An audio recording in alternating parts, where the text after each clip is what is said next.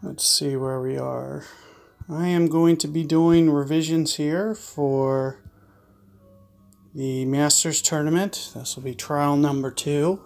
So you're going to go with that ball. That should be good there. And we're going to just try to lay up a little bit on this shot. So if you guys saw my first attempt, I kind of blasted it with a POC 5. I would probably have to go with a seasoned ball or dead ball or something similar to feel comfortable getting it up to where I did. So what I'm going to start to do is I'm going to start to back off. I'm only going to go right around 5 with my top spin just to make sure that it stops.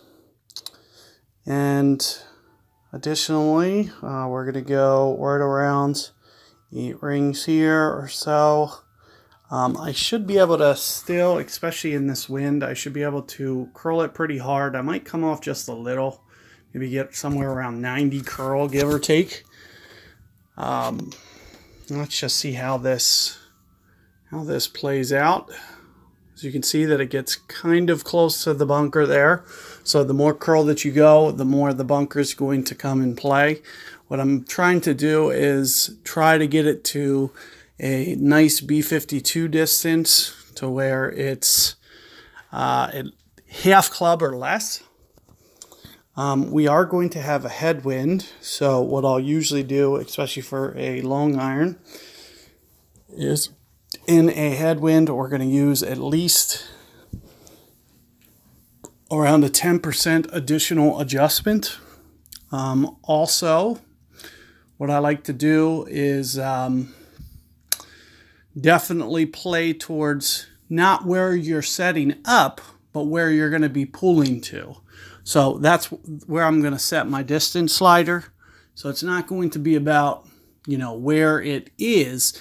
It's in relation to where it's going, which is going to also, add on a little bit of an adjustment as well. So here's min club, here's max club, and I'm assuming that we're going to kind of be towards maybe mid club a bit. Now here's the problem. I don't really know kind of really where I want to put this. So there's min club. I'm going to just try it like this temporarily. And as I mentioned, we'll be pulling towards here. So I'm going to kind of do this like this with no spin. And just for a starter, for the very first attempt here, that's what we're going to try to do, which is almost like 1 per ring in this situation. So let's just see how this comes in. I just want to kind of get a feel for it. That looks pretty good speed-wise. Might just need to kind of hone in on the land zone a little bit. I'm a little hesitant to kind of put it towards the front of the green and crank up the backspin. I think you're going to decrease the likelihood that you can make it. So you might be better off playing that fairway very similarly to what I just did.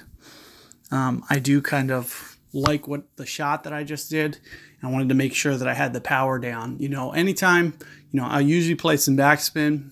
However, when you're into a headwind like that, the biggest thing that you need to be thinking about is, it basically adding on backspin that, wouldn't have been there otherwise.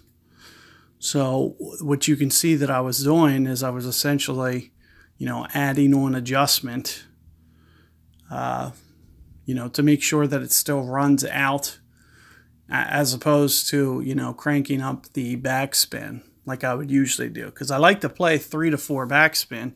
However, I feel, especially landing on a mound like that, like on a hill, that it's never going to run out. You would almost have to get that 3rd, 4th hop right on the pin if you want to, which, decreases the likelihood that you'll actually make it. And it kind of increases the likelihood that you'll just leave it on the lip, for instance. So what I tried to do there is basically, avoid that scenario and, just kind of give it my best effort there for maximizing the chance that it has enough speed and momentum to kind of roll out. And of course, doing it with no spin makes the adjustment even easier, because then I'll be able to see what I need to do with the ball guide to just kind of fix it. And I won't have to worry about getting on exact positioning, for instance,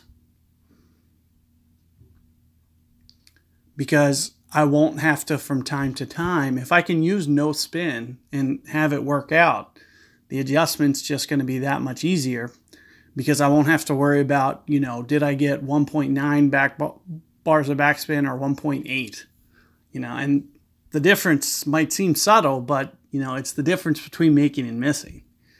So, anytime that you can eliminate that variable, it could be beneficial here to do this. So let's take a look here. We're going to go at least around a 10% adjustment here. And I'm still on Cat 6 here, so I got to go update that. So I'll just switch bags real quick. 11.4, 10. So 9.6 is going to be, and just make sure that I do this offset here so you can see what I'm doing with my ball guide here. Offsetting. And other than that, 9.6. This is almost the tournament wind. So this is highly favorable to see, because it's almost like an extra attempt that I'll get on the par 3. So let's see how this comes in. It looks pretty good. Has a really good chance to go in. As you can see, that I'll probably be all over this thing this week with that adjustment. So if you guys saw my adjustment, you already kind of know the way that I'm going to go at this one, and we'll just try to do kind of just a minor revision on my first part here coming up. So good luck with that first hole, guys, and I'll catch you guys on the next one.